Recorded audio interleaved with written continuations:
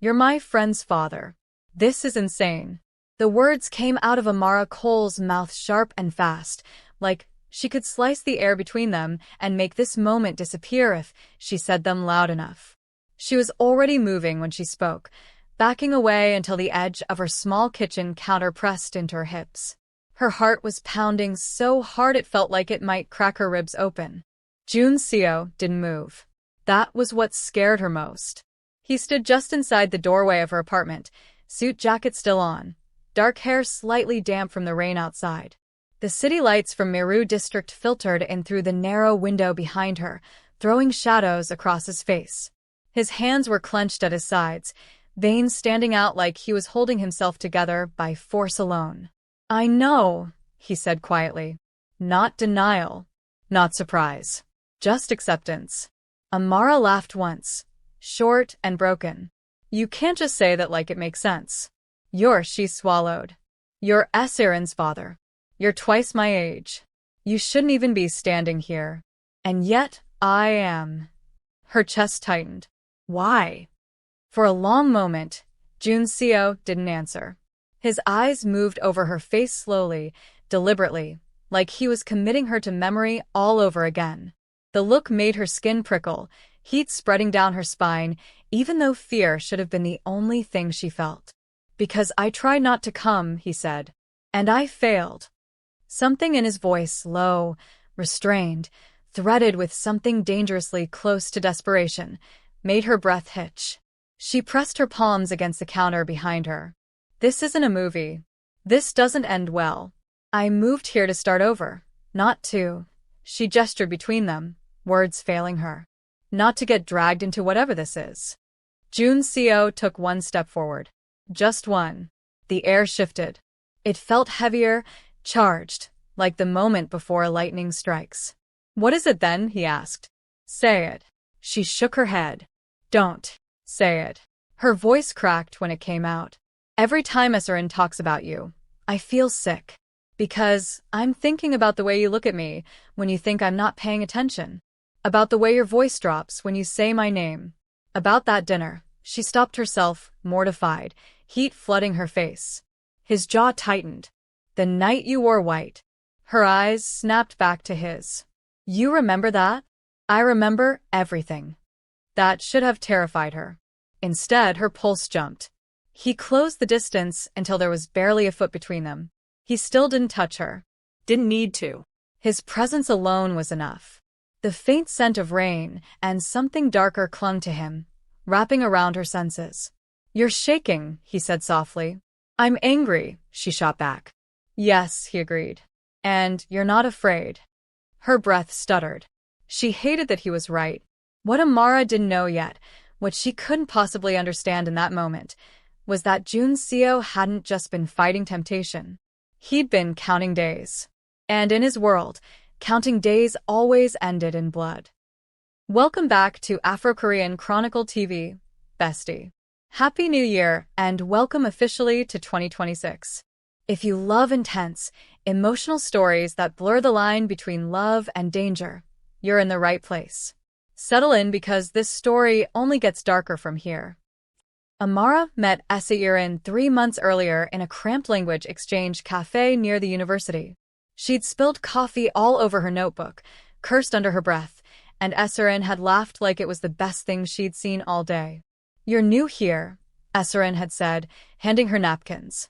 "You have that look." "What look?" "Like the city hasn't decided whether to swallow you yet." They became inseparable faster than Amara expected.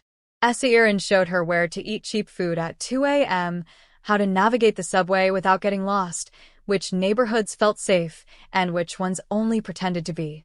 She never talked much about her father, just that he traveled a lot and that their relationship was complicated. So when Esirin dragged Amara to a family dinner, Amara went in blind. The penthouse had been all glass and quiet power. Men in dark suits.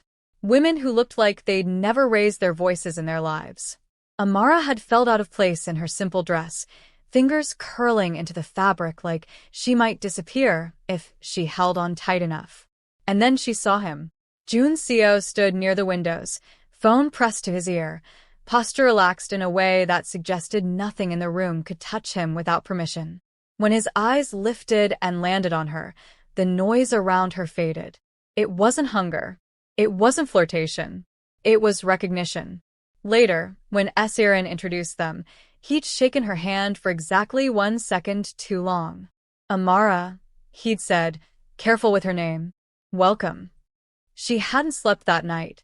Now, standing in her apartment with the echo of his confession still ringing in her ears, Amara felt the weight of every moment that had led here pressing down on her lungs. This can't happen, she said again, softer now. Junseo's expression changed. Something raw flickered across his face before he buried it beneath control. I didn't come here to ask for permission. Her stomach dropped. Then why did you come? To tell you the truth. His voice lowered. And to leave before I do something I can't undo. The honesty in that statement chilled her more than any threat could have. A sudden vibration broke the tension. Junseo's phone. He glanced at the screen, and whatever he saw there wiped the last trace of softness from his face. His shoulders squared. His eyes hardened. What? Amara asked, nerves flaring. He answered the call, without looking away from her. Speak. There was silence on his end, then a sharp intake of breath. His fingers curled around the phone like he might crush it. Understood, he said. Do nothing without my word. He ended the call and looked at her like he was seeing her for the last time. You need to lock your door tonight, he said. If anyone knocks, you don't answer. If your phone rings and it's not Esirin, you don't pick up. Her fear finally caught up to her. What's going on? His gaze softened just a fraction. I hoped you would never have to know. Know what? That the city you're standing in runs on fear. That men like me don't get to fall in love without consequences. That you are no longer invisible. But he didn't say any of that. Instead, he stepped back, creating space that felt like loss. I'll see you soon, he said. And then he was gone. Amara stood there long after the door closed, heart racing, mind spinning. She told herself she was overreacting, that he was dramatic, that this was just a complicated man with poor boundaries. Then, 2 hours later, her lights flickered, and the knock came. Not gentle, not polite, deliberate, calculated. Amara froze, staring at the door as her phone buzzed in her hand with a single unknown number flashing across the screen. She didn't know yet that this was the moment everything truly began. And if you think you know where this is going, stay with me. Because the next decision Amara makes will cost someone their life. The knock came again, harder this time. Amara didn't move. Her apartment suddenly felt too small, the walls closing in as her pulse thundered in her ears. The phone vibrated once more in her hand, that same unknown number lighting up the screen like a dare. Don't answer. Don't open the door. Junseo's voice echoed in her head, calm but edged with something she'd never heard before. Fear. The knock turned into pounding. Open up, a man's voice called out, muffled through the thick wood. Maintenance. Her stomach dropped. It was almost midnight. No one did maintenance at midnight. She backed away slowly, every step careful, quiet, her bare feet cold against the tile. Her gaze darted around the apartment, searching for something, anything, that could be used as a weapon. A kitchen knife. A glass bottle. Her phone buzzed again. This time, she answered. Hello. Her voice barely came out. Amara. Junseo's voice was low, urgent. Where are you right now? In my apartment, she whispered. Someone's at my door. Silence. Then, sharp and deadly. Do not open it. They said they're maintenance. They're lying. His voice hardened. Go to your bedroom. Lock the door. If they break in, go out the window. My men are already on their way. Her heart stuttered. Break in? The sound of metal scraping against wood answered that question for her. Oh my God, she breathed. Listen to me, Junseo said. You stay alive. That's the only thing that matters. The line went dead. The pounding escalated into a violent crash as something slammed into her door. Amara ran. She slammed her bedroom door shut and locked it just as the front door splintered open. The sound echoed through the apartment, loud and final. Her hands shook as she shoved her dresser against the bedroom door, muscles screaming in protest. Heavy footsteps crossed the living room. Her phone buzzed again. No name, just a message. Open the window now. She rushed to the window, hands fumbling with the latch. The alley below looked impossibly far, the streetlights casting long shadows that twisted like grasping hands. Voices rose outside her bedroom door, low and impatient. Check the back. The doorknob rattled. Amara grabbed the nearest thing within reach, a metal lamp, and held it like her life depended on it. Because it did. The door burst open. She swung. The lamp connected with a skull, the crack loud and sickening. The man went down with a grunt, but the second one was already on her, grabbing her wrist, twisting until pain shot up her arm. Feisty, he muttered. She screamed and drove her knee up, catching him off guard just long enough to break free. She bolted for the window as footsteps thundered behind her. A gunshot exploded through the room. Glass shattered. She screamed again, ducking instinctively as shards rained down around her. Her foot slipped on the broken glass, and she hit the floor hard, breath knocked from her lungs. Strong hands grabbed her shoulders. Then chaos. A body slammed into the man holding her, sending them both crashing into the wall. Another figure filled the doorway, gun raised, voice sharp and commanding. Drop it. The man froze. The second gunshot was deafening. Amara curled into herself on the floor, hands over her head, sobs tearing out of her chest as the sounds of struggle and shouting filled the room. When it finally went quiet, she stayed frozen, waiting for the worst. A shadow loomed over her. Amara. She flinched at the sound of her name, then looked up. The man standing over her was tall, broad-shouldered, his suit jacket gone, blood spattered across his white shirt. His eyes were sharp, assessing her quickly, efficiently. I'm Kang Min-soo, he said. Jun Seo sent me. Her knees gave out completely. Relief hit her so hard it felt like pain. They're gone, he continued. But we can't stay here. Her voice shook. I can't. You can. His tone softened just slightly. And you will. He helped her to her feet, steadying her when she swayed. She barely registered being wrapped in a jacket, barely felt being guided out of the apartment through the back stairwell, her ears still ringing from the gunshots. Outside, a black sedan waited with the engine running. The city blurred past the windows as they drove. Amara pressed into the leather seat, arms wrapped around herself. Her phone buzzed again. Yun Seo. She answered, without thinking. I'm okay, she blurted out.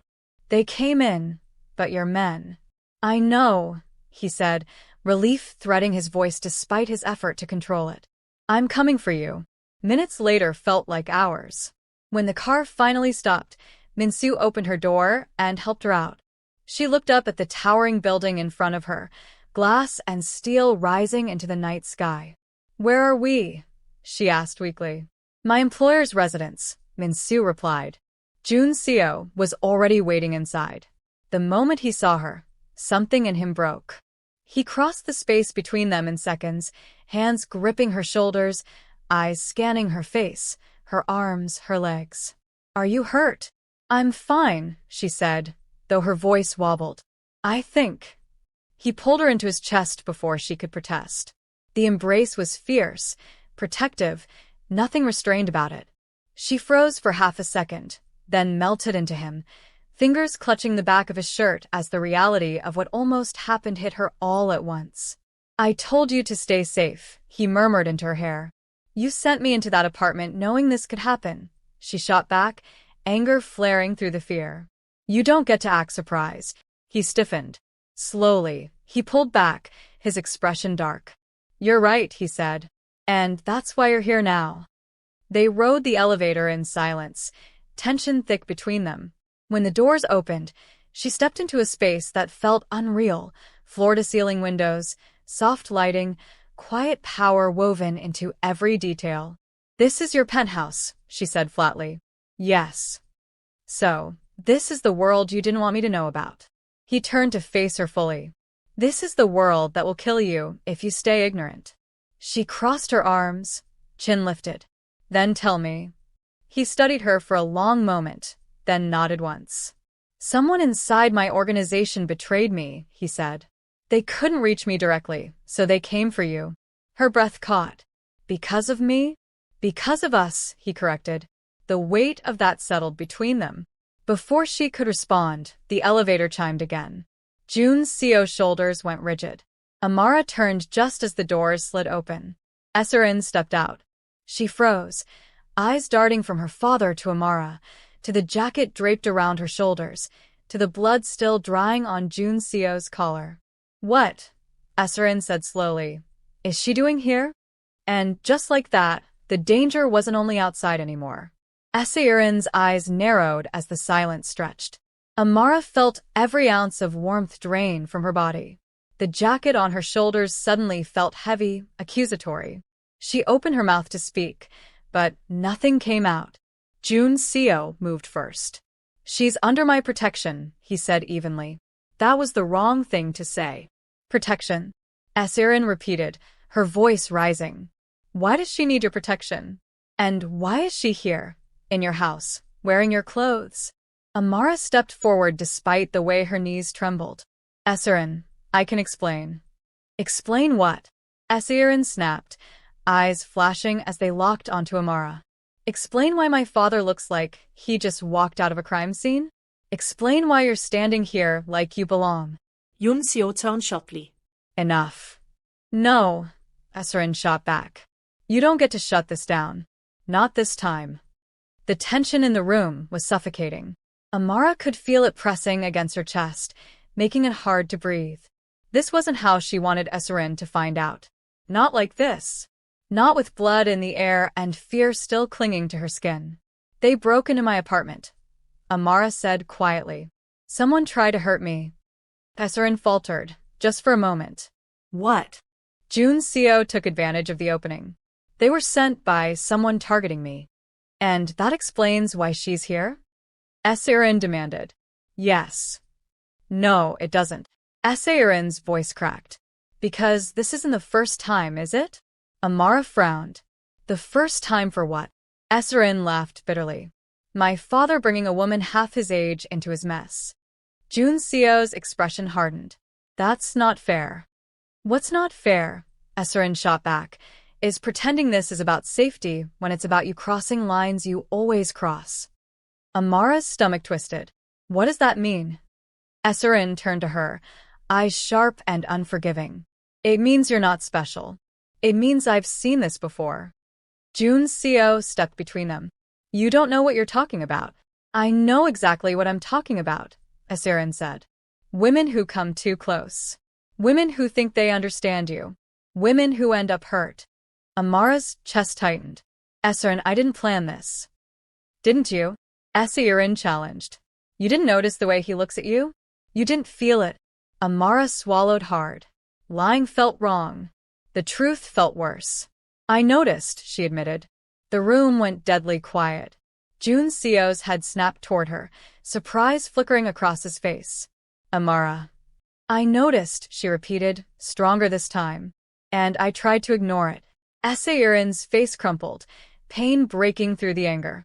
So, you just decided my father was fair game? That's not enough, Jun's said again, his voice steel. Both of you. Esserin turned on him. No. You don't get to play the authority now. You brought this into my life. I didn't bring danger to you, he shot back. I kept it away. And failed, she said softly. The words hit him harder than anything else she'd said. Amara stood there, feeling like an intruder in a family war she never meant to ignite. She took a step back. I shouldn't be here. Jun's turned to her instantly. You're not leaving. I don't belong in this, she said, voice shaking. You see that, right? He moved closer, lowering his voice. I see that you're alive. That's all that matters. Esserin watched the exchange, her eyes filling with tears. You're choosing her. Jun's didn't answer. That silence was her answer. Esserin wiped her face angrily. Fine, she said. Then choose her. But don't pretend you're protecting anyone. She turned and walked toward the elevator without looking back.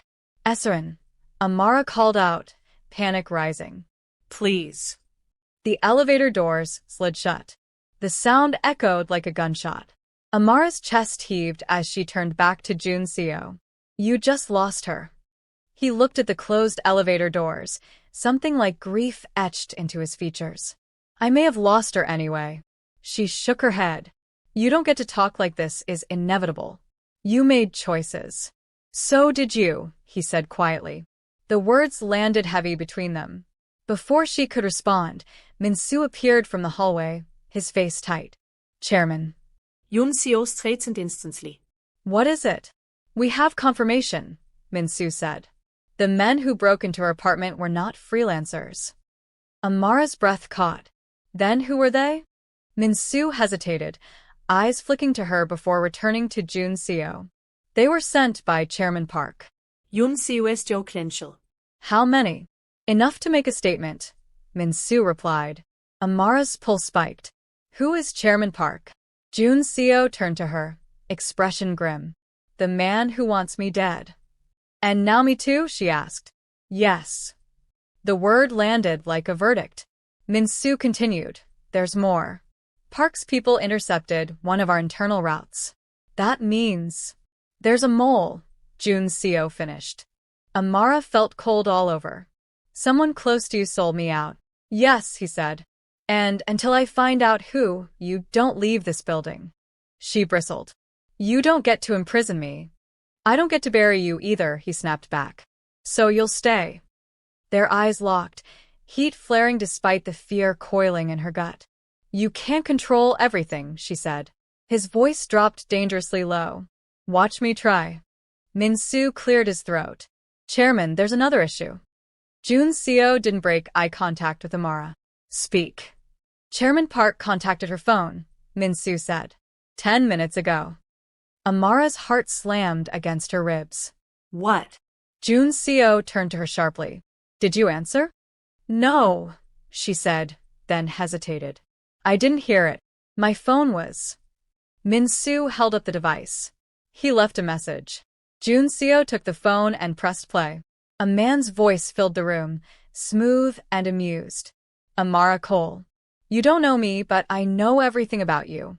Where you sleep, where you work, and who you belong to. Amara's knees nearly buckled. The voice continued. Tell Jun Seo he has 24 hours.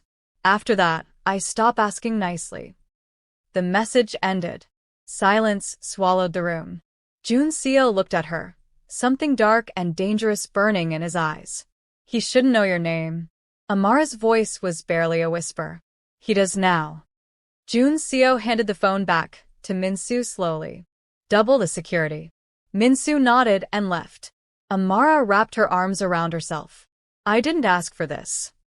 No, Jun Seo said. But you're in it. She looked up at him, fear and anger, and something deeper tangling in her chest. Then tell me the truth. All of it. He studied her for a long moment, then nodded. You want to survive? Yes. Then you need to understand the man you're standing in front of. He stepped closer. And for the first time since she met him, Amara realized the most dangerous thing in the room wasn't the enemy outside. It was how badly she wanted to stay. Jun Seo didn't raise his voice when he began to speak, and somehow that made every word heavier. I didn't build what I have by being reckless, he said. I built it by knowing exactly who to trust and when to eliminate a threat. Amara swallowed. And what am I? He didn't answer immediately. He walked past her, poured a glass of water, and handed it to her without asking. His fingers brushed hers for half a second. Heat shot up her arm. You're the reason someone crossed a line they knew better than to cross, he said. That makes you leverage. She laughed, sharp and humorless. That's comforting. It's honest, he replied. Chairman Park doesn't care about you. He cares about what you represent. And what's that? She asked. He looked at her then, really looked at her. Me. The words settled into her chest like a stone. So what happens now? She asked. Now, he said, you stay alive while I end a war before it fully begins. She stared at him. You talk about this like it's normal. In my world, it is. She shook her head. You don't get to decide my world. His eyes darkened. You walked into it the moment you didn't walk away.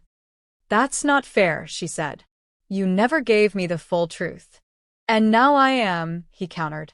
Listen carefully. Chairman Park is not impulsive. He's patient. He doesn't threaten unless he already has pieces in place. Her stomach twisted. Meaning? Meaning he's already watching you, Jun Seo said. And he expects you to make a mistake. She felt suddenly exposed, like every movement she made was being tracked. What kind of mistake? Jun Seo stepped closer, lowering his voice. Trusting the wrong person. A soft knock interrupted them. Min-soo entered again, his expression tight. Chairman, we've secured the building. No unauthorized movement. Jun Seo nodded. Good. Bring the file. Min-soo handed Amara a tablet before stepping back. What is this? She asked. Everyone who had access to my internal schedules over the past 3 months, Jun Seo said. Including who knew where you lived. Her fingers trembled as she scrolled. Names. Photos. Titles. She stopped when she saw one she recognized. No, she whispered. Jun Seo's Gäseshoppend. You know them. She nodded slowly. That's Esayeon's uncle. Her mother's brother. The room went still. Jun Seo exhaled slowly. Then Park didn't just breach my organization. He went through your family, Amara said. Jun Seo's Joe-Zeitend. Which means Esayeon is no longer safe. Amara's heart dropped. You have to tell her. I will, he said. But not tonight. That's your daughter, she snapped. You can't keep treating people like chess pieces. His eyes flashed. And you can't afford to be naive. They stared at each other, anger and fear crackling between them. Before either could speak again, Amara's phone buzzed in her hand. Unknown number. Her breath caught. It's him. Jun Seo's hand closed around her wrist. Don't answer. The phone buzzed again. Then again. A text appeared. I see you. Penthouse windows. Beautiful view. Amara's blood ran cold. She turned slowly toward the glass wall overlooking the city. Thousands of lights glittered back at her. I don't see anyone, she whispered. That doesn't mean he's not there, Jun Seo said. Another message came through. You look calmer when you're scared. I wonder if that's how you'll look when you beg. Amara's breath hitched. Jun Seo took the phone from her, fingers steady despite the fury burning in his eyes. He typed one message and sent it. Touch her again, and I end you. The reply came almost instantly. Then she shouldn't be so easy to reach. Jun Seo crushed the phone in his hand. Amara flinched. What are you going to do? He looked at her, something dangerous settling into place. I'm going to give him what he wants. Her heart skipped. Which is? You, he said softly. Or, at least the illusion of you. She stared at him. Absolutely not. You don't have a choice. Yes, I do, she snapped. I'm not bait. He stepped closer, voice low and intense. You're already the hook. I'm deciding whether you live through this. Anger flared through her fear. You don't get to sacrifice me. And you don't get to pretend you're not already in danger, he shot back. Silence fell between them, thick and heavy. Finally, Amara spoke. What's the plan? Jun Seo studied her, surprise flickering across his face. You want to hear it? I want to survive, she said. And I want Esayeon safe. His gaze softened just slightly. Then you'll do exactly what I say. She met his eyes. Only if you promise something. What? No more half-truths, she said. If I'm walking into hell, I deserve to know who's holding the door open. Jun Seo nodded once. Agreed. He turned to Min-soo. Prepare the decoy. Min-soo hesitated. Chairman. Now. Min-soo left. Amara hugged herself. You really think this will work? Jun Seo looked out over the city, jaw set. It has to. She took a shaky breath. And if it doesn't? He turned back to her. Then this city will remember my name for a long time. If you think Amara should have run the moment she had the chance, don't blink. Because the next move Junseo makes will put her directly in the hands of his enemy, and she won't see the betrayal coming until it's too late. The plan unfolded faster than Amara expected. Too fast. By dawn, the penthouse no longer felt like a sanctuary. Men moved in and out with quiet efficiency, murmured instructions slipping through the air like secrets. Screens lit up with surveillance feeds. Phones rang and stopped ringing just as quickly. Junseo became someone else entirely, focused, lethal, unreadable. Amara watched him from the edge of the room, arms wrapped tightly around herself. "You're sure about this?" she asked for the third time. Junseo didn't look up from the tablet in his hands. No. That answer startled her. Then why? "Because certainty is a luxury," he said calmly. "And we don't have it." Min-soo stepped in. "The decoy car is ready." Junseo nodded. "Route. Exactly as Park expects." Amara's heart sank. "He expects me to be in that car." "Yes." "And you're just okay with that?" Junseo finally looked at her. "I'm not okay with anything that's happening. But Park believes you matter to me. I need him to believe I'm willing to risk everything to protect you." She stared at him. "You are risking everything." His gaze held hers. "So are you." A knock sounded from the private corridor. One of the guards spoke quietly. "She's here." Amara stiffened. "Who?" Junseo ist Jotzheitsend. Esserin. Her pulse spiked. "You didn't tell her, did you?" "I didn't have time," he said. "But she knows something is wrong." Before Amara could respond, Esserin walked in. She looked exhausted. Her eyes were red, her hair pulled back hastily like she'd come straight from a sleepless night.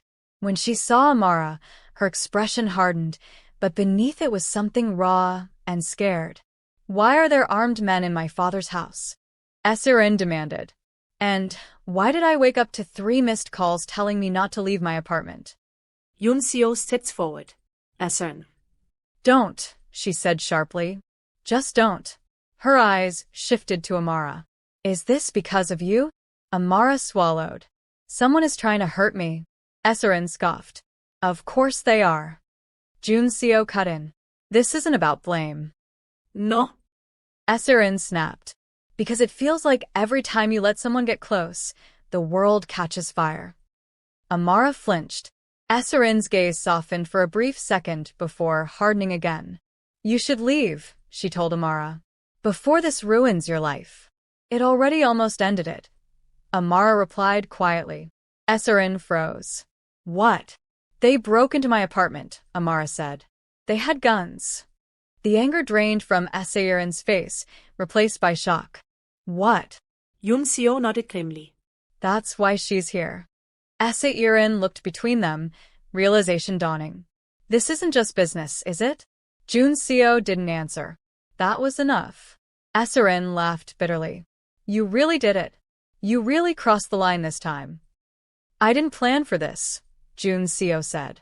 "You never do," she replied. "And somehow everyone else pays for it."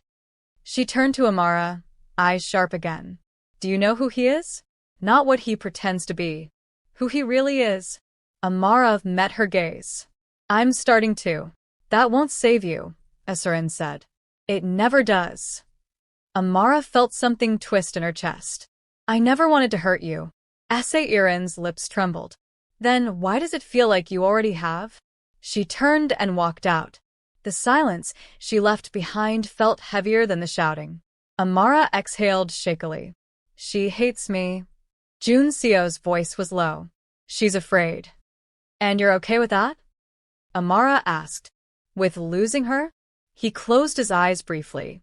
No. "Then why are you still doing this?" He opened his eyes and looked at her. "Because stopping now won't protect anyone." Min-soo cleared his throat. "Chairman, it's time." Amara's breath caught. "Time for what?" Junseo handed her a small earpiece. "You're not going in the car." Her head snapped up. What? "You'll be seen entering the garage," he explained. "Cameras. Witnesses. Park will believe you're in the vehicle." "And where will I be?" she asked. His gaze held hers. "Safe. Hidden." Relief flooded her, brief and sharp, until she noticed the way Min-soo avoided her eyes. "What aren't you telling me?" she asked. Yoon-seo hesitated. Her heart sank. Yoon-seo. "There's a chance Park will figure it out," he admitted. "If he does, he'll escalate." "To what?" she pressed. "To taking something else from me." She swallowed. "Like who?" His silence answered her. "Esserin," Amara whispered. Yoon-seo looked away. "You can't let that happen," she said fiercely. "I won't," he replied. "Which is why this ends today." The Decoy car rolled out of the garage 30 minutes later. Amara watched the live feed, heart hammering, as the black sedan merged into traffic. Minutes passed. Then, an explosion ripped through the screen. Amara screamed. The feed cut to static. Min-soo swore under his breath. They hit it. Yoon-seo's face went cold. Casualties? Unknown. Amara's legs nearly gave out. That was supposed to be empty. Yoon-seo turned sharply. Was. Her head snapped up. "What do you mean, was?" Min-soo spoke quietly. "The driver didn't make it out in time." Amara stared at them, horror flooding her. "Someone died because of me." Yoon-seo grabbed her shoulders. "Listen to me. This is on Park. It's still blood," she said, voice breaking. "And he won't stop now." Her phone buzzed. Unknown number. She answered without thinking. "Stop." Chairman Park's voice was smooth, amused. "You look better in person, Amara." Her blood ran cold. "Where are you?" "Close enough," he replied. "I knew the car was a lie. Your man is predictable." Yoon-seo lunged for the phone, but she pulled it away instinctively. "What do you want?" she demanded. "You already know," Park said. "Come to me. Alone." Yoon-seo shouted, "Hang up." Park chuckled. "If you don't, Yoon-seo dies tonight." Slowly. Amara's breath hitched. "You're lying." "Test me," Park said. "You have 1 hour." The call ended. Amara looked at Yoon-seo, tears burning her eyes. He's not bluffing. Yoon-seo's expression was thunderous. "You're not going."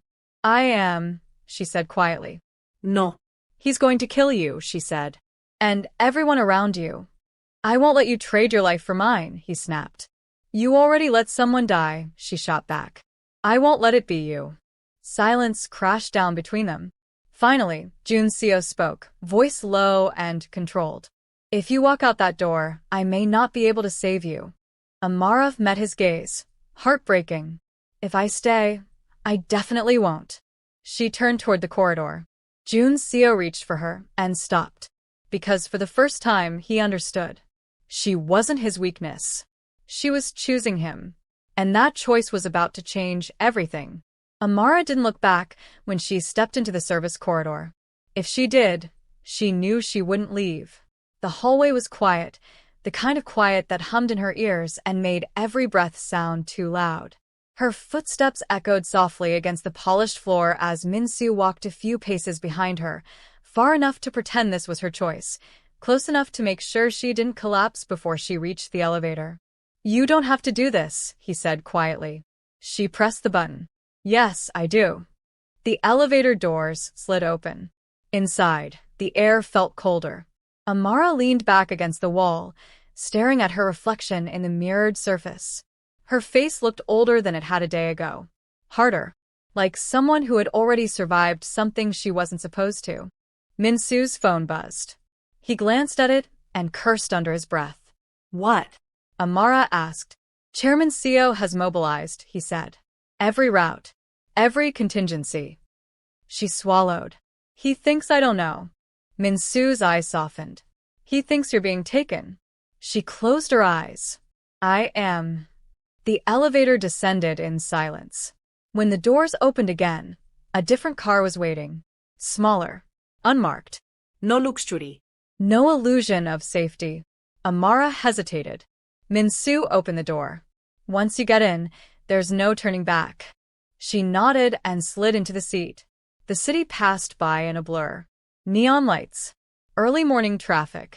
People going about their lives, unaware that a quiet war was unfolding around them. Her phone buzzed again. Unknown number. She answered. I'm coming. Chairman Park's voice sounded pleased. Good girl. Her jaw tightened. You said alone. You are, he replied. For now. The car slowed near an industrial district on the edge of the river. Warehouses loomed like silent witnesses. The driver pulled to a stop beside an abandoned loading dock. Min-soo leaned in through the window. We'll be watching. She met his gaze. Don't let him do something stupid. Min-soo gave a tight smile. With respect, that ship sailed the moment he met you. She stepped out of the car. The door shut behind her. The car drove away. And just like that, she was alone. A figure emerged from the shadows. Chairman Park was shorter than she expected, his hair silvered at the temples, his smile easy and unthreatening. That made him more terrifying than any brute. Amara Cole, he said warmly. You came. She crossed her arms to stop them from shaking. You said Jun Seo would live. He will, Park said lightly. As long as you cooperate. What do you want from me? She asked. He tilted his head. You're intelligent. You know this isn't about money. Then say it. I want leverage, Park replied. Permanent leverage. Her stomach dropped. You want me. I want what you represent, he corrected. Proof that Jun Seo bleeds. She stared at him. You could have taken me. Yes, Park agreed. But I wanted him to know you chose this. Anger flared hot and sharp. You're sick. Park smiled. No. I'm strategic. He gestured toward the warehouse. Shall we? She took a step forward and froze. A sound echoed across the dock. Not loud. Controlled. A gunshot. Park sighed. Ah. From the far end of the loading area, chaos erupted. Black vehicles roared in from 3 directions at once. Men poured out, weapons raised, moving with ruthless precision. Jun Seo stepped out of the lead car. Amara's heart slammed against her ribs. No. Park laughed softly. You didn't think he'd let you come alone, did you? Jun Seo's eyes locked onto hers from across the concrete. Relief flashed there, followed by fury. Get away from her, he shouted. Park stepped closer to Amara, gripping her arm. You see, he murmured. This is why you're valuable. Jun Seo raised his gun. Let her go. Park leaned in, his breath warm against Amara's ear. Tell him to stand down. Jun Seo's voice broke. Amara, don't. She closed her eyes for half a second. Then she spoke. Put the gun down. Jun Seo froze. Please, she said, her voice steady despite the tears burning her eyes. Just for a second. Park smiled triumphantly. Jun Seo slowly lowered the gun. That was when everything went wrong. A shot rang out from the warehouse roof. Park's grip loosened as he staggered back, blood blooming across his chest. The world erupted. Gunfire cracked the air. Men shouted. Someone screamed. Amara dropped to the ground, covering her head as bullets sparked against concrete. Jun Seo ran toward her, dodging fear, reaching for her. A hand grabbed her ankle and yanked. She screamed as she was dragged behind a stack of crates. A masked man pressed a gun to her temple. Move and he dies. She looked up into unfamiliar eyes. This wasn't Park's man. Jun Seo froze mid-stride when he saw the gun at her head. Who are you? Amara whispered. The man smiled beneath the mask. The reason Park didn't see this coming. Jun Seo's voice cut through the chaos. Let her go. This was between me and Park. The man laughed. That's where you're wrong. He pressed the gun harder against Amara's skin. She's not leverage anymore. Jun Seo's blood ran cold. Then what is she? The man's eyes gleamed. She's the prize.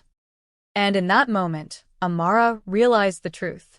Chairman Park was never the final enemy. And the worst part? Jun Seo hadn't planned for this one at all. The gun pressed harder into Amara's temple, cold and unforgiving. Don't move, the masked man whispered. Not unless you want to watch him die. Jun Seo stood frozen 10 feet away, chaos erupting around him. His men were engaged in a brutal firefight with Park's remaining soldiers, but none of that mattered. Not when Amara was on her knees with someone else's finger on the trigger. Let her go, Jun Seo said, his voice dangerously calm. You want me. You've always wanted me. The masked man chuckled. You give yourself too much credit. He dragged Amara to her feet, using her body as a shield as he backed toward the warehouse entrance. She stumbled, heart racing, mind screaming. Every instinct told her to fight, to scream, to run, but she didn't dare move. Jun Seo took a step forward. The gun cocked. Another step, the man warned, and she drops. Jun Seo stopped instantly. Their eyes met across the concrete. Amara could see it now. Pure terror stripped bare behind his control. She shook her head slightly, silently begging him not to do anything reckless. The masked man leaned closer to her ear. You see that look, he murmured. That's why you're priceless. He shoved her forward and disappeared into the warehouse with her, the heavy metal door slamming shut behind them. The sound echoed like a coffin closing. Inside, the warehouse was dim, lit only by flickering overhead bulbs. The air smelled of oil and rust. He pushed her against a pillar, keeping the gun trained on her as he pulled off his mask. Amara's breath caught. She recognized him. You, she whispered. You were at the penthouse. He smiled. Good memory. You work for Jun Seo, she said, dread creeping up her spine. Worked, he corrected. Name's Han Jae-won. Her pulse spiked. You're the mole. He gave a mock bow. At your service. Why? She demanded. Park was already trying to kill him. Why betray your own boss? Han Kruged. Because Park thinks small. He wanted to break Jun Seo. I want to replace him. Her blood ran cold. And me? Your insurance, he said casually. And bait. And leverage. Depends on the hour. She swallowed hard. You won't get away with this. Han smiled vidare. I already have. Outside, the gunfire intensified. The building shook as something exploded nearby. Jun Seo's voice echoed faintly through the walls. Jae-won, you won't leave here alive. Han rolled his eyes. So dramatic. He grabbed Amara's arm and pulled her toward a side door. Time to move. Your boyfriend is very motivated. She dug her heels in. He's not my... Han tightened his grip, painfully. Save it. They burst out into a narrow corridor leading to the back of the warehouse. A van waited with its engine running. No, Amara, breathe. Han shoved her toward it. A gunshot rang out. Han cursed and ducked as glass shattered. Jun Seo appeared at the end of the corridor, gun raised, eyes blazing. Let her go, Jun Seo shouted. This ends now. Han dragged Amara in front of him again, gun snapping back to her head. You always did underestimate me. Jun Seo fired. The bullet grazed Han's shoulder, but it was enough. He screamed, stumbling back, his grip loosening. Amara reacted on instinct. She elbowed him hard, twisted free, and ran. Amara. Jun Seo yelled. She sprinted toward him, heart pounding, vision blurring. A shot cracked. Pain exploded in her side. She collapsed, the ground rushing up to meet her. Jun Seo reached her just as Han staggered into the van and sped away, tires screeching. Jun Seo dropped to his knees beside her, hands shaking as they pressed against the blood seeping through her clothes. No, no, no, he whispered. Stay with me. Stay with me. Amara gasped, pain stealing her breath. Did you get him? His jaw clenched. He ran. She laughed weakly. Figures. He looked at her, eyes shining with something dangerously close to despair. You're not dying. I won't allow it. Sirens wailed in the distance. She reached up, fingers brushing his cheek. You don't control everything. His voice broke. I control this. Paramedics rushed in moments later, pulling him back as they worked on her. He stood there, helpless, watching as they loaded her onto a stretcher. Jun Seo, she called weakly. He grabbed her hand. I'm here. Her eyes fluttered. Don't let him win. He leaned down, pressing his forehead to hers. He won't. As the ambulance doors slammed shut, Jun Seo straightened slowly. Min-soo approached, blood on his sleeve. Chairman. Park is dead. Jae-won escaped. Jun Seo's expression hardened into something lethal. Then the war isn't over. Min-soo nodded. What are your orders? Jun Seo watched the ambulance disappear into traffic, his fists clenching. Burn his world, he said quietly. Starting tonight. And somewhere across the city, Han Jae-won smiled as he changed phones, already planning his next move, because Amara Cole had just become more valuable than he ever imagined. The hospital lights were too bright. Amara drifted in and out of consciousness, the steady beep of a monitor anchoring her to reality. Every breath hurt. Every movement sent a sharp reminder through her side that she was still alive, and that staying alive hadn't been easy. Voices murmured somewhere nearby. Bullet passed clean through, lucky another inch. She tried to open her eyes. They fluttered, heavy, uncooperative. Amara. That voice cut through everything. Her eyes finally focused. Jun Seo sat beside her bed, jacket gone. Shirt sleeves rolled up, a smear of dried blood on his knuckles that didn't look like hers. His hair was disheveled, his face drawn in a way she'd never seen before. He looked human. Exhausted. Afraid. You're awake, he said softly. She swallowed, throat dry. Did I ruin your day? His lips twitched despite himself. You have a terrible sense of humor. Her gaze drifted to the four in her arm, the bandages wrapped tightly around her side. I'm guessing I don't get discharged today. No, he said. You're not going anywhere. She sighed. Figures. Silence stretched between them, heavy with everything they hadn't said yet.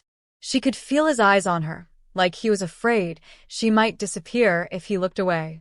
Park is dead, he said finally. Her chest tightened. And the other one? Han Jae-won escaped.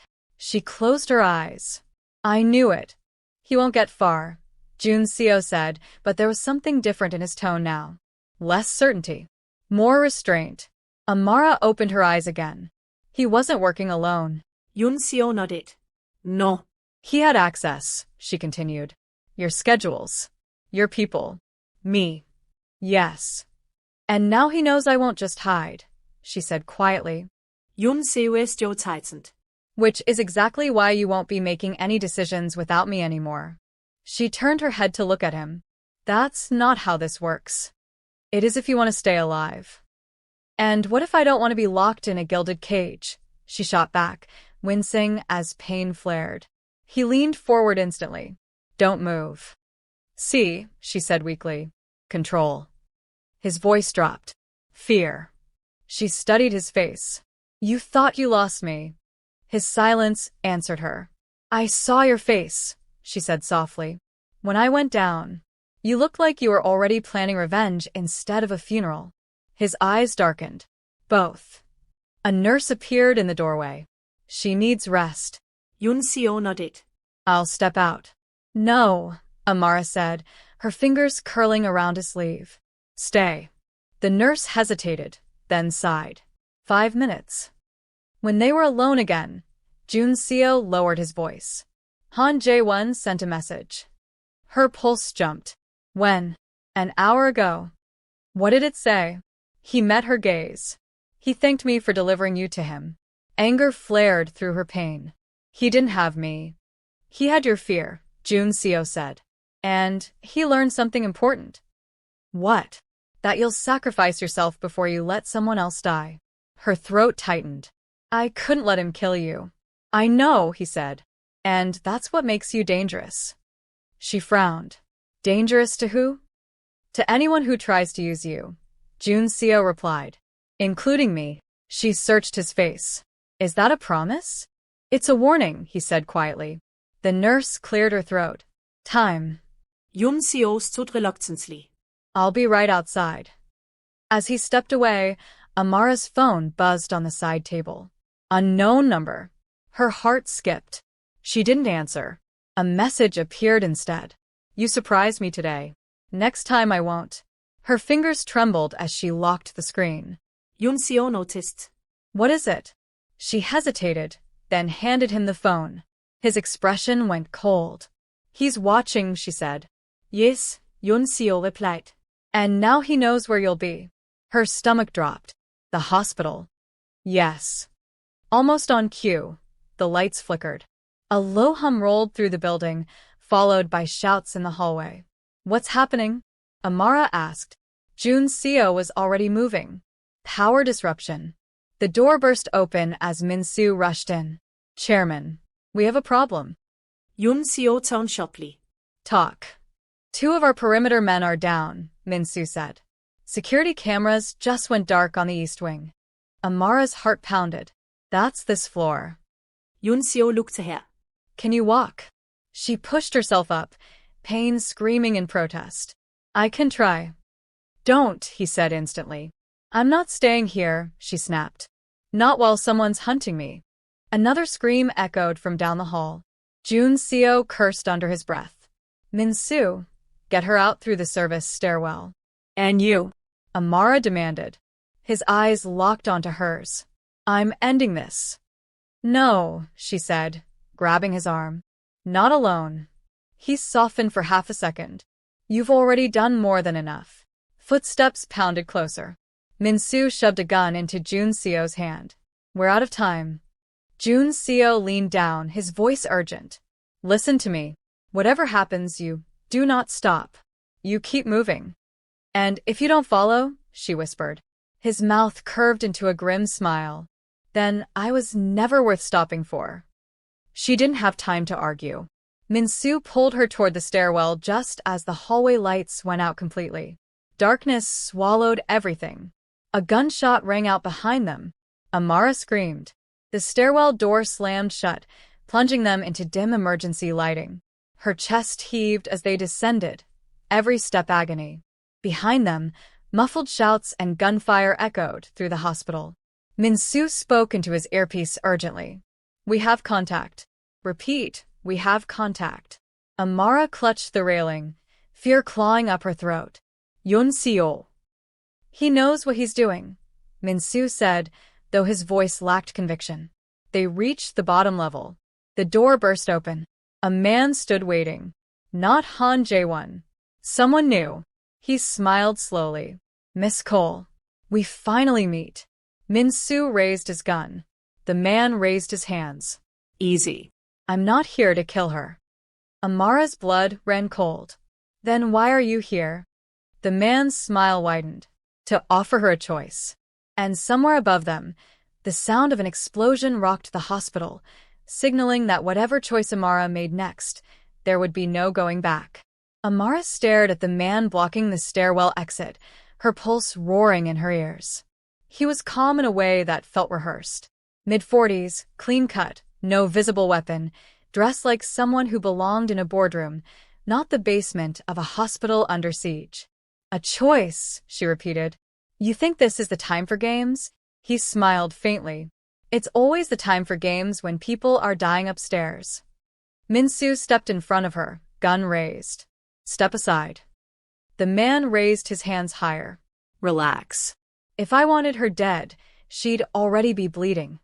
Amara swallowed. Who are you? My name doesn't matter, he said. What matters is that Han Jae-won isn't the only one who sees your value. Her stomach dropped. There's more of you.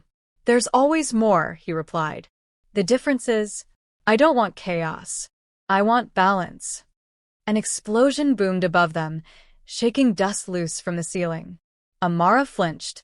Jun's CO is fighting, she said, voice tight. You should leave. The man's gaze sharpened. Jun's CO is losing. Min-soo's finger tightened on the trigger. Last warning. The man exhaled slowly. If you stay loyal to him, tonight ends in blood. His. Yours. His daughter's. Amara's breath hitched. Don't say her name. I didn't, he said softly. But we're both thinking it. She felt sick. What's the choice? She asked. Min-soo turned sharply. Amara. It's fine, she said, not looking at him. Let him talk. The man nodded approvingly. You come with me. Quietly. Publicly unharmed. In exchange, the attacks stop. The hospital stabilizes. Yun CO survives tonight. And after? She demanded. After you disappear, he said. New identity. New country. No more blood on your hands. Min-soo scoffed. You expect her to believe you? I expect her to understand leverage, the man replied calmly. Han Jae-won wants to own her. Jun Seo wants to protect her. I want to remove her from the board. Amara laughed, bitter and sharp. You make it sound so clean. It is, he said. Cleaner than watching Jun Seo bleed out upstairs. Her chest tightened painfully. You're lying. The man tilted his head. Ask yourself this. If Jun Seo was winning, why would I be here? Another distant gunshot echoed. Amara's hands shook. If I go with you, you swear they stop? Yes. And Jun Seo? She pressed. He lives, the man said. But he won't come looking for you. Min-soo shook his head. This is a trap. Everything is a trap, the man replied. The question is which one kills fewer people. Amara closed her eyes. She saw Jun Seo's face when he thought she was dying. Saw Ise-irin's eyes full of betrayal and fear. Saw the driver burned alive because of a lie meant to protect her. When she opened her eyes again, she felt older, calmer. I need proof, she said. The man nodded and pulled out his phone. He tapped the screen and turned it toward her. Live footage. Jun Seo, backed against a corridor wall, blood on his sleeve, firing with controlled precision as men advanced from both sides. Her breath caught. Stop it, she whispered. I can, the man said. The moment you say yes. Min-soo stepped closer to her. Don't do this. Amara looked at him. How many more people die if I stay? Min-soo didn't answer. She exhaled slowly. Tell Jun Seo I'm sorry. The man smiled. You won't need to. She turned to Min-soo. Get Ise-irin out. Tonight. Far away. Min-soo's jaw clenched. Amara. Please, she said softly. This is the only way. Silence stretched between them. Then Min-soo lowered his gun. The man gestured toward the exit. We should go. Before Jun Seo realizes what you're doing. As they moved, Amara's phone buzzed in her pocket. Unknown number. She answered without thinking. Jun Seo. His voice came through strained but alive. Where are you? Her throat tightened. Safe. Min-soo says you're gone, he said sharply. That's not safe. She swallowed. Listen to me. You have to stop fighting. No, he snapped. Tell me where you are. She closed her eyes. I need you to trust me. A pause. Then, quietly, Amara, don't. I'm not leaving you, she said, tears sliding down her cheeks. I'm protecting you. By walking into someone else's hands, he demanded. Yes, she whispered. Because if I stay, you die. Silence. Then his voice broke.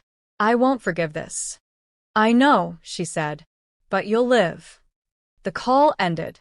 She stared at the dark screen, heart cracking open in her chest. The man led her outside into the night, toward a waiting car. Behind her, sirens wailed. The hospital lights steadied. The war paused. But Amara knew better. Wars never ended. They only changed battlefields. And as the car door closed and the city pulled away from her, she didn't know that Jun Seo was already issuing orders that would tear apart every alliance in the city to get her back. Stay with me. Because the final moves are already in motion, and this decide who pays the ultimate price. The car pulled away smoothly, disappearing into the early morning traffic like nothing extraordinary had just happened. Amara sat rigid in the back seat, hands folded in her lap, every muscle tense. The man beside her didn't speak. He didn't need to. Silence was part of the design. Give her space to feel like this was her choice. The city slid past the window. Familiar streets. Places she'd walked with Ise-irin. Cafes she'd laughed in. Corners where she'd once felt invisible. She'd never wanted to be unforgettable. Where are you taking me? She asked finally. Somewhere no one is looking, the man replied. That's the only place left. She scoffed softly. People like Jun Seo don't stop looking. That's true, he said calmly. But people like Jun Seo also know when the cost becomes too high. Her jaw tightened. You don't know him. The man glanced at her. I know exactly who he is. That's why I moved before he could. They drove in silence again. Her phone vibrated once in her pocket. She didn't check it. She already knew who it would be. When the car finally stopped, they weren't in the city anymore. A private airstrip stretched out ahead of them, lights glowing against the gray dawn. A small jet waited, engines humming softly. Her heart dropped. You're flying me out? Yes. Out of the country? Yes. She laughed, breathless and broken. You really think distance fixes this? I think it buys time, he replied. And time is power. She stepped out of the car slowly. The cold air hit her lungs, sharp and clean. For a second, she imagined running, screaming, doing something reckless. Then she imagined Jun-seo bleeding out on a hospital floor. She walked toward the plane. Inside, everything was quiet, sterile, efficient. She took a seat by the window as the door closed. The engines roared louder, vibrating through her bones. This is it, she thought. This is how I disappear. Her phone buzzed again. This time, she looked. Jun-seo. Her throat tightened so hard it hurt to swallow. She stared at the screen for several seconds before answering. Where are you? He demanded. She closed her eyes. I can't tell you, Amara. I need you to listen, she said, voice trembling but steady. They're watching everything. Every call. Every move. His breathing was heavy.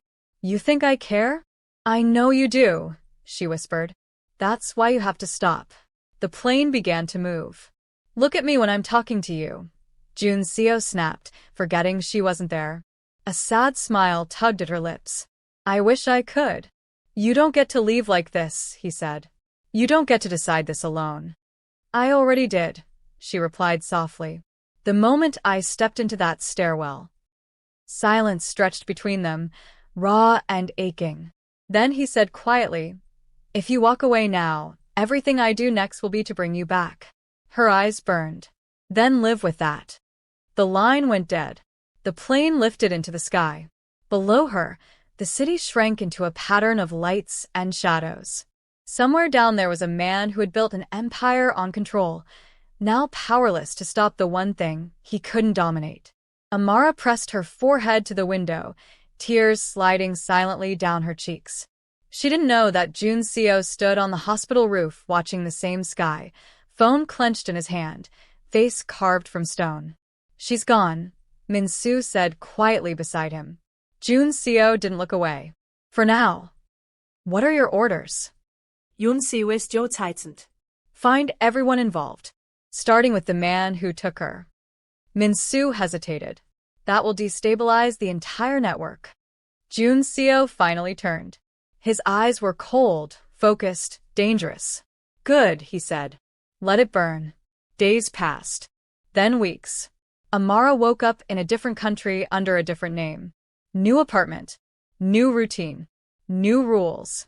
No phone calls. No social media. No contact with anyone from her old life. She followed every instruction, because survival had become a discipline. But safety was an illusion. She felt it in the way strangers looked at her too long, in the way cars slowed when they passed, in the dreams where Jun-seo stood just out of reach, calling her name like it was a promise and a threat all at once. One night, her burner phone buzzed. Unknown number. Her heart slammed into her ribs. She answered. Hello. A familiar voice came through, calm and controlled. Did you really think I would stop? Her blood ran cold. Han. He chuckled. You chose wrong, Amara. And now everyone is paying for it. The line cut. She stared at the phone, hands shaking. Across the world, Jun-seo watched a city map light up with red markers as alliances collapsed and rivals fell. They're moving, Min-soo said. All of them. Jun-seo nodded slowly. They should be. Do we tell her? Min-soo asked. Jun-seo closed his eyes briefly. Not yet. Because love, in his world, wasn't gentle. It was war. And somewhere between running and fighting, Amara realized the truth she'd been avoiding since the beginning. She had never been alone in this. She had been chosen. And if you made it to the end of the story, bestie, don't forget to like this video, subscribe to Afro-Korean Chronicle TV, and drop a comment below telling me, What would you have done in Amara's place? Because some choices save lives, and some ignite fires that never truly go out.